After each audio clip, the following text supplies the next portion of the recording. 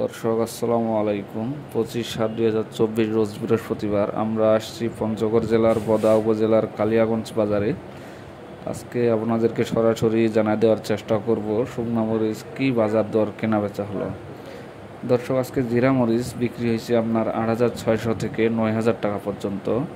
আর দেশি মরিচ, যেটাকে আমরা বলি ছেঁকা, চিকন ছেঁকা, সেটার বাজার গেল আজকে 6,800 থেকে 7,300 টাকা। আর আপনার যেটা কারেন্ট মরিচ, দেশি কারেন্ট, সেটার বাজার গেছে আপনার 9,500 থেকে 10,000 টাকা পর্যন্ত। দর্শক, পঞ্চগড়ের মরিচ দেখতে যেমন সুন্দর তেমনি ঝাল, তাই এই মরিচ যদি কেউ নিতে চান তাহলে স্ক্রিনে দেওয়া ফোন নাম্বারে যোগাযোগ করবেন অবশ্যই।